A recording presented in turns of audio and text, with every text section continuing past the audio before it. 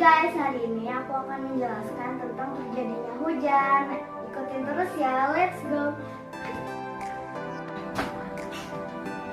Panas matahari membuat air laut, sungai, danau, dan tumbuhan menguap.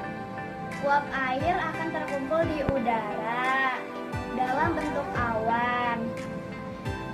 Awan tersebut menjadi lebih besar, lalu titik-titik air akan turun dan akhirnya